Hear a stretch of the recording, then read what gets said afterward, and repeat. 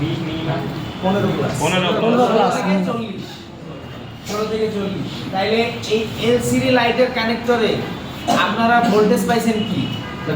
তিনটা ভোল্টেজ পাইছি না আমরা? একটা কি আমার জাস্ট ওর চলতে ভিপিএস ভোল্টেজ, এরপরে লাইটে কি করছে বুস্ট করে কি করছে ভোল্টেজ বাড়াইছে। এটা হলো স্যার সিএসএম, একটারে বলা হইতেছে কি ভিএসপি, একটারে ভিএসএম। এটা কিসের জন্য ব্যবহার করা হইছে? নেগেটিভ। এই দুটো ভোল্টেজ কার জন্য ব্যবহার করছে? গ্রাফিক্সের জন্য। এখন করে কনসেপ্টটা বুঝে সবাই খেয়াল করেন। সামনে কি প্রবলেম কলম কই যাবে? সলভ হইছে? খেয়াল করেন সবাই, কলম টলম করে নেন। স্যার মান পাইছেন কলম? খাতা নিতে তেলা করে খুঁজে দেখেন, আমাদের এলসিডি লাইটের মধ্যে ছিল কনসেপ্ট, ওর মধ্যে ভোল্টেজ থাকবে লাইটের চালানোর জন্য এবং গ্রাফিক্স চালানোর জন্য, দুইটা চলার জন্য। এই দুটো ইন্ডিভিজুয়াল আলাদা আলাদা আইসি থেকে আসতো না, দুইটার জন্য আলাদা দুইটা আইসি করছে। কিন্তু আজকে আমাদের হচ্ছে এলইডি সেকশন। এলইডি মানে আপনি ধরে নেন অ্যামোলেড সেকশন, এটা আমরা অ্যামোলেড সার্কিটও বলতে পারি। মূলত এই অ্যামোলেড সার্কিটগুলো চলে হচ্ছে একটা আইসির সাহায্যে, মানে এটার মধ্যে গ্রাফিক্স আইসি এবং লাইট আইসি এমবেডেড অবস্থায় আছে। দুইটা আইসির কাজ এটা একা ও সামলায়। এটা হইতে পারে বল আইসি, হতে পারে পিন আইসি, এটা নিয়ে আমাদের প্রয়োজন নেই। ঠিক আছে, এর নাম বিভিন্ন নামের, S3010 হইতে পারে, কে 1580, এরকম বিভিন্ন নামে থাকতে পারে। মূলত আপনি আইসি কিভাবে চিনবেন এবং আইসি কি কাজে ব্যবহার করা হয় এই জিনিসটাকে বুঝুন।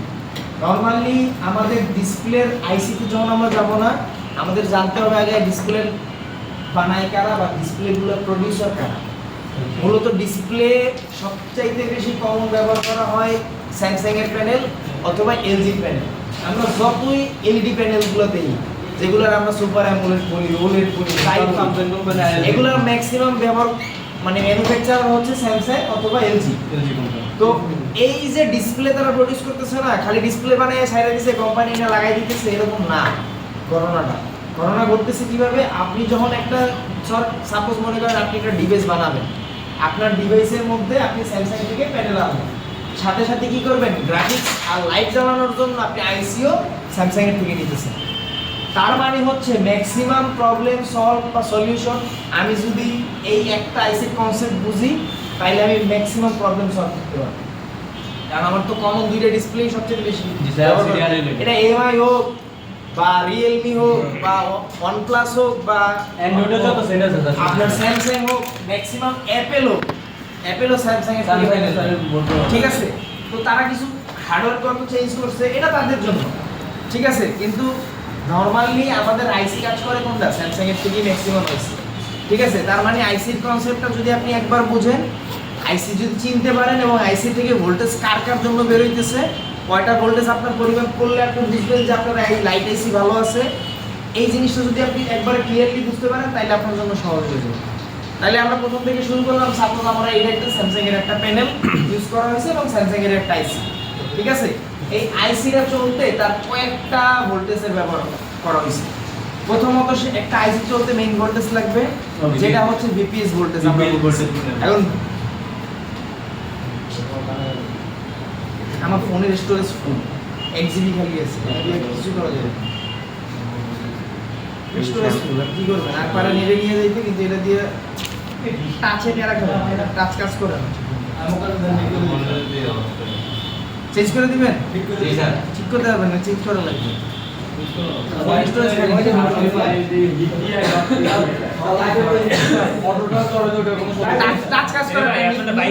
নিচের প্যানেল এলইডি প্যানেল তো শেষ হয়ে গেছে।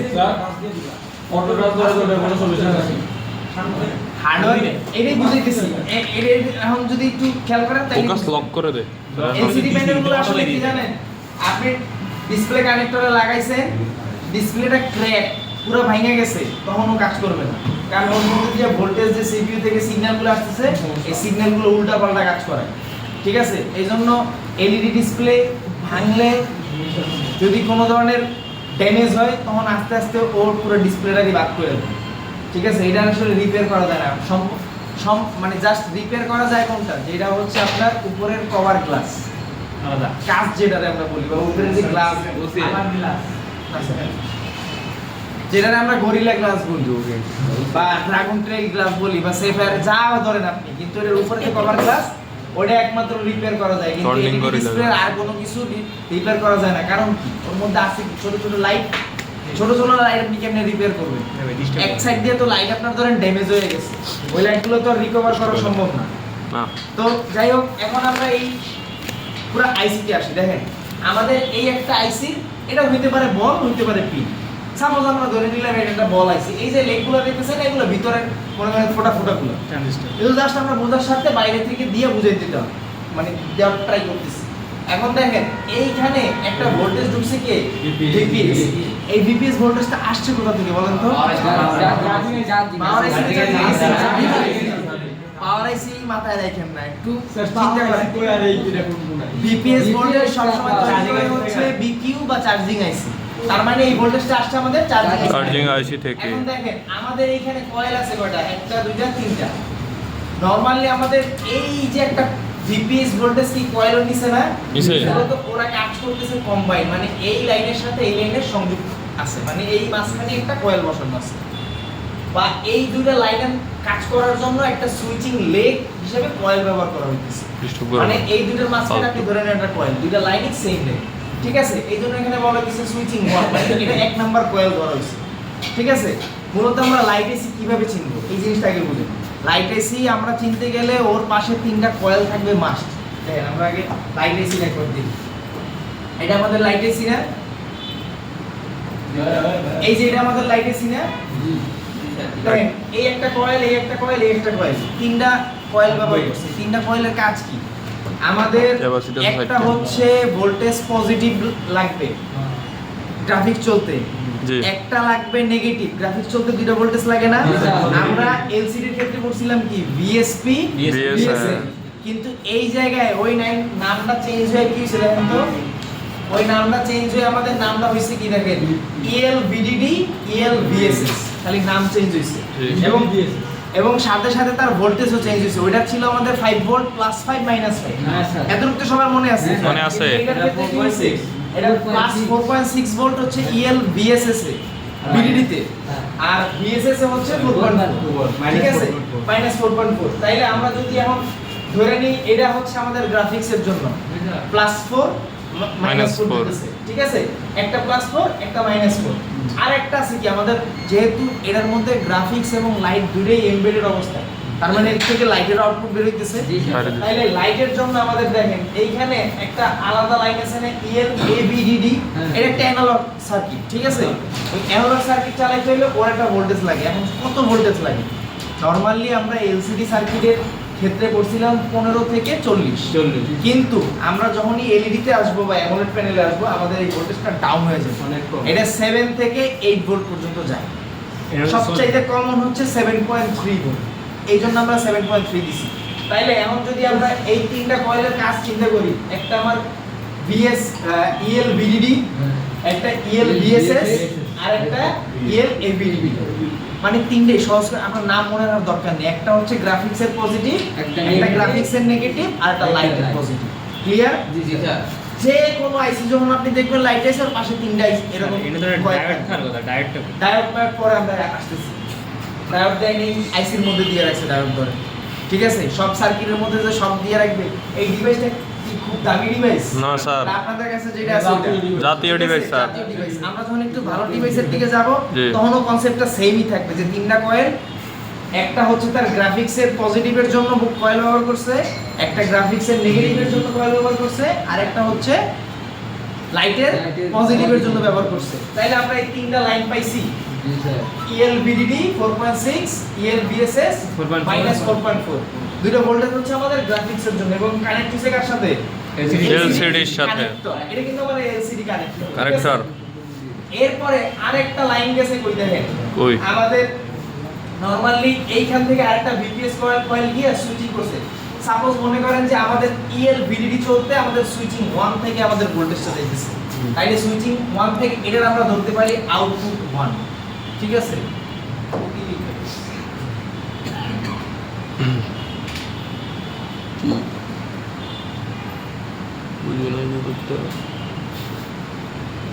ঠিক আছে, এটা আমাদের কানেকশনটা হবে কিরকম? এইখানে একটা ডায়োডের সাহায্যে এই ভোল্টেজটা এখানে যাবে। তার মানে এই সুইচিংটা করতেছে কে? আমাদের একটা কয়েল। একটা করে ঠিক আছে, এই কয়েলটা আমাদের আউটপুট 1 এ কি দিতেছে? 4.6 এর ভোল্ট ভোল্টেজ দিতেছে। দিতেছে আর যখনই আমরা সুইচিং 2 তে যাব, সুইচিং 2 তে গেলে এখানে আমাদের এটা হবে আউটপুট আউটপুট 2। এই 2 তে তখন কি করতেছে? এটা কিন্তু নেগেটিভ ভোল্টেজ। নেগেটিভ ভোল্টেজ দিচ্ছে তার মানে এখানে আমাদের ডায়োডটা ব্যবহার করা হবে কিসে? রিভার্সে। একটা থাকবে ফরওয়ার্ডে, একটা রিভার্সে। কারণ কি? আমাদের এটা কিন্তু মাইনাস ভোল্ট। ঠিক আছে, এবং এই লাইনটা কার সাথে কানেক্টেড দেখছেন? গ্রাউন্ডে নরমালি আমাদের পজিটিভ লাইনটা কার সাথে কানেক্টেড ছিল? বিবিএস বিবিএস কিন্তু আমাদের নেগেটিভ লাইনটা কার সাথে কানেক্টেড? গ্রাউন্ডের সাথে। এখন আসেন একটা মজার বিষয়। ধরেন আপনি এখন তো জানছেন যে একটা পজিটিভ, ধরেন আমি ধরে নিলাম যে এটা আমার পজিটিভ লাইন, সাপোজ।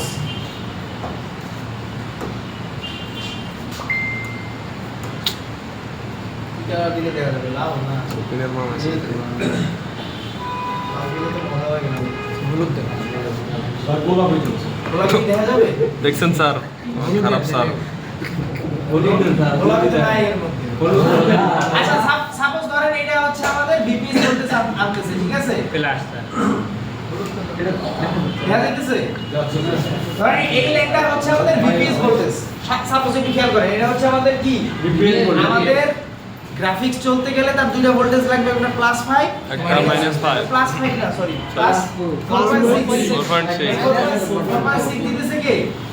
পাশে থেকে। বিবিএস আর থেকে। একটা লাইন ধরেন আইসিতে আছে। আচ্ছা, তাহলে হ্যাঁ। এই দুটো পাইলাম কি? আমরা একটা কয়েলের জন্য এটা আউটপুট 1 এর যে কয়েলটা আমরা কল্পনা করছি। এখন যখন আরেকটা আপনি দেখবেন যে মাইনাস যে ভোল্টেজটা দিতেছে, মাইনাস 4.4 ভোল্ট যেটা দিতেছে, যেটা আমরা ইএল ভিডিডি বিএসএস বলতেছি, ওই ভোল্টেজটা আসছে কোথা থেকে? একটা লাইন তার সাথে গ্রাউন্ডের সাথে আরেকটা লাইন সে কি করছে? আইসিতে দিছে। তার মানে আপনি যখন এইখানে পরিমাপ করবেন, এইটার দুই প্রান্তে আপনি ভোল্টেজ পাবেন, ঠিক আছে? কিন্তু এটা যখন পরিমাপ করবেন না, এটা বিপ দিবে, দুই পাশে দিবি দুই পাশে বিপ দিবে। এখন আপনি বিপ পাইছেন, মনে করবেন কয়েল গ্রাউন্ডের সাথে শর্ট হয়ে গেছে, কয়েলটা উঠে ফালাই দেই, তাইলে কিন্তু হইলো না। এই জিনিসটা বোঝানোর কারণ হচ্ছে এ নেগেটিভ ভোল্টেজ প্রডিউস করতেছে, এই জন্য এর একটা লাইন গ্রাউন্ডের সাথে কানেক্টেড। বিষয়টা বুঝতে পারছেন? আপনি যতই মাপেন, যত সার্কিট দিয়ে মাপেন, যেটাই ইএল বিএসএস তৈরি করতেছে, মানে নেগেটিভ ভোল্টেজ তৈরি করতেছে, গ্রাফিক্সের জন্য ও একটা প্রান্ত গ্রাউন্ডের সাথেই থাকবে, যেমন আমাদের ওই মানে ডায়াগ্রামের মধ্যে ছিল। তার মানে আমরা এই দুইটা কনসেপ্টটা বুঝতে পারছি। এখন ধরেন এ আমার কিসের জন্য ব্যবহার করছে? একটা লাইন আইসির মধ্যে আছে, সুইচিং 3 যেটা আমরা বলতেছি, আর একটা লাইন কই গেছে দেখেন, এই যে আমাদের লাস্ট সুইচিং 3 আমাদের কই গেছে? ইএল, এটারে আমরা আউটপুট 3 বলতে পারি না? পারি স্যার। Easy easy. আর এত মনোযোগ যদি স্যার পিস করে দিতাম স্যার আজকে না লাগতো না, তারপর তারপরে দেখি আচ্ছা, এত মনোযোগ দেওয়ার দরকার নেই, একবার কনসেপ্টটা বুঝেন। যারা বুঝতেছে তাদের জন্য, যারা বেশি বুঝতেছে না তাদের মাইকা দুইটা বুঝাই দিব, ঠিক আছে? তা কম ক্লিয়ার হয়ে যাবে। সুইচিং 3 তে যখন আমার ভোল্টেজটা যাইতেছে, আউটপুট কোথায় যাইতেছে? এইচডি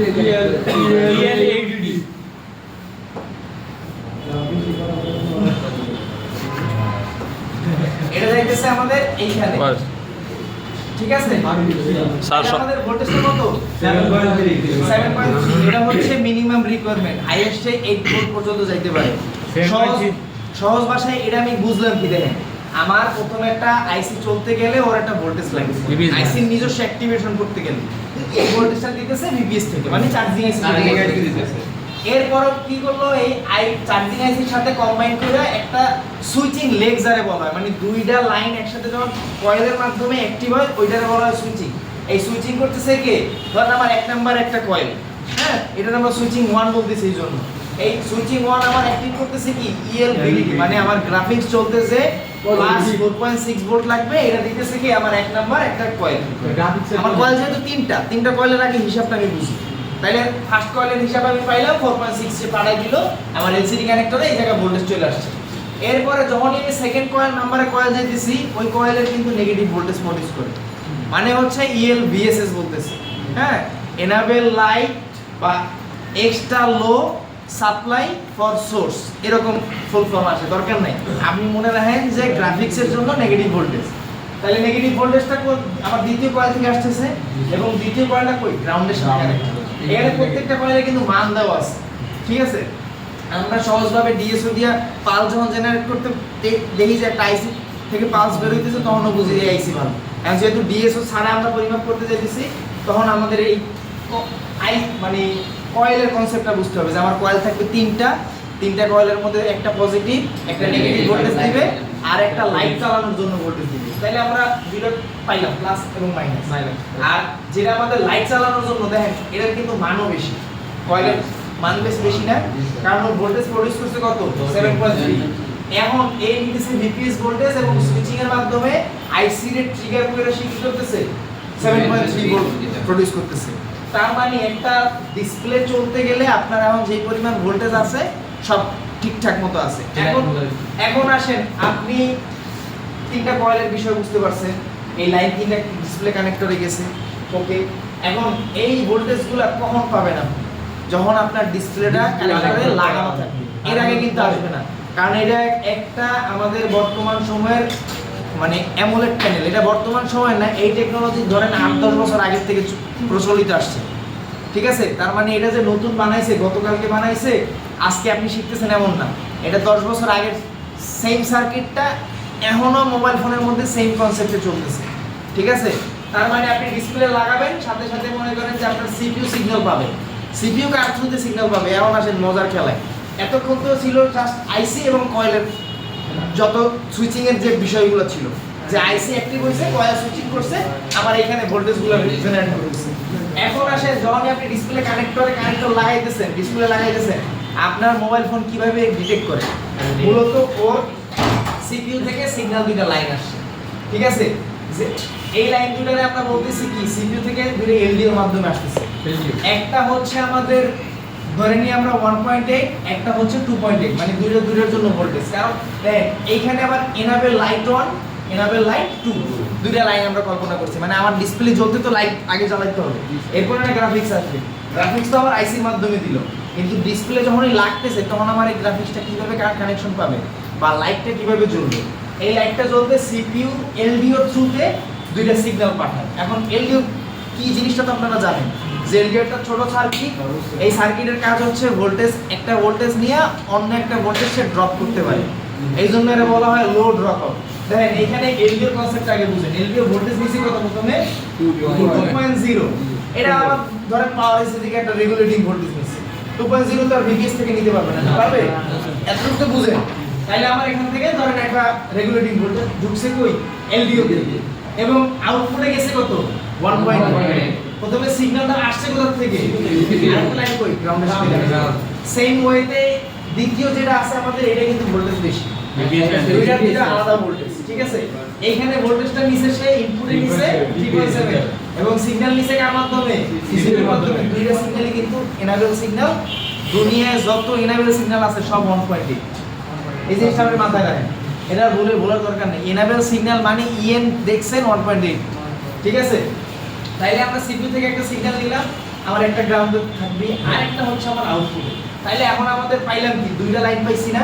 এখন দেখেন এই দুইটা লাইনই এনাবেল লাইট 1 এ একটা, যখন আপনার লাইট জ্বলবে, এবং 2 তে এই দুইটা যখন কানেকশন প্রপারলি থাকবে, তখন আপনার ডিসপ্লেতে লাইট এবং গ্রাফিক্স একসাথে জ্বলবে। এর আগে কোনো ধরনের আপনি এখন সাপোজ মনে করেন, এটা কেন বললাম, আগে বললে বিষয়টা আপনার কষ্ট হয়ে যেত বুঝতে। সাপোজ মনে করেন যে আপনার কাছে একটা কাস্টমার আসছে, ডিসপ্লে ভাঙা অবস্থায়, মানে আসার খাওয়া ফোন, হ্যান্ড ড্রপ ফোন।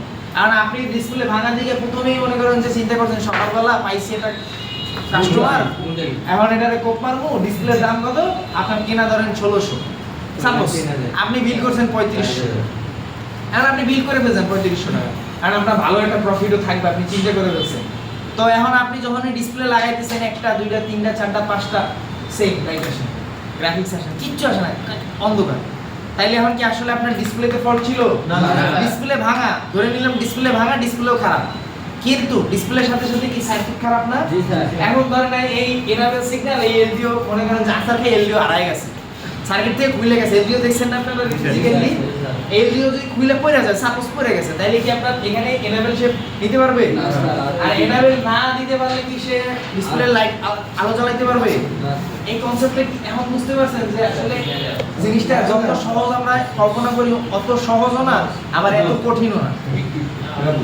কাহিনী বুঝতে পারছেন? এলডি কি স্যার এমনি মার্কেটে কিনতে পাওয়া যায়? এলইডি এলডি এলডিও তো আর স্পেয়ার হিসেবে আমরা কিনি না, আমরা কি করি ডোনার বোর্ড থেকে কালেক্ট করি। রিয়েল লাইফ আপনি যখনই কাজ করবেন আপনার একটা জিনিস মাথায় রাখবেন যে যত ধরনের আপনার বোর্ডের কালেকশন থাকবে, এটা কি যে কোনো এলডি লাগাই দিলে হবে নাকি আপনি এটার হ্যাঁ হ্যাঁ, যে কোনো এলডিও বলতে ইনপুট ভোল্টেজটা দেখি আপনি ধরেন যে কোনো লাগাইতে গিয়ে আপনি লাগাই দিচ্ছেন যে এর এনাবেল ভোল্টেজ 1.8 কিন্তু আউটপুট দিতে পারবে কত হাইয়েস্ট 1.8 দিতে পারবে সাপোজ, বা 2.0 দিতে পারবে, কিন্তু আপনার লাইনে লাগবে 2.8। এটা বুঝবো আমরা। এখন আপনি বুঝবেন কেমনে? ঘটনা হয়েছে আপনি যেই সেকশনে প্রবলেম ওই সেকশনের সিমিলার সেকশন থেকে না, কারণ আমার গ্রাফিক্স সেকশন খারাপ হয়েছে, আমি গ্রাফিক্স থেকে একটা এলডিও নিয়ে বসাই দিব, ঠিক আছে? তাইলে আমি ধরনের সেফ সাইডে কাজ করব। আর ম্যাক্সিমাম রিয়েল লাইফে এত মাপা জোপা লাগে না, আপনার সন্দেহ হইতেছে আপনি তখনই মনে করেন যে টার্গেট নিয়ে কাজ করতে পারবেন। এখন আমি একটা মজার জিনিস দেখি, এত কি বুঝতে পারছেন? জি স্যার স্যার শর্ট করে আরেকবার বুঝে দিন, যে লং বুঝেছেন স্যার মাথার উপর দিকে গেছে। দিবন ভাই ঘুমান কে?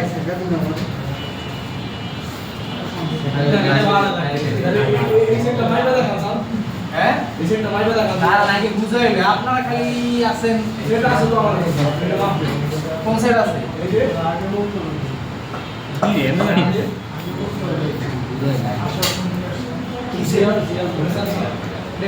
ডিসপ্লে কি মডেল কি? খুলে খুলে তারপরে খুলে বলা এদিকে দেন, খুলে দিন। হ্যাঁ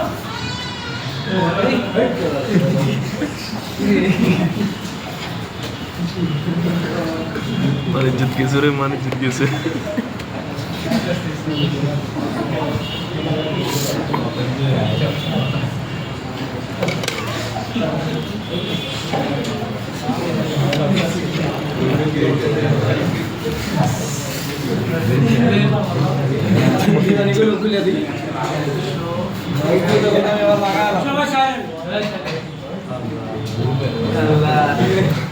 মোহাম্মদপুর আপনারা অনেকদিন দেখি নাই। এটা অ্যাক্সিডেন্ট হচ্ছে।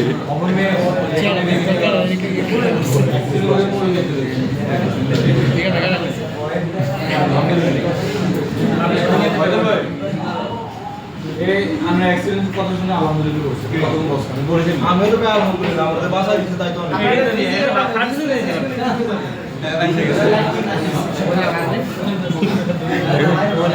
কোনটা?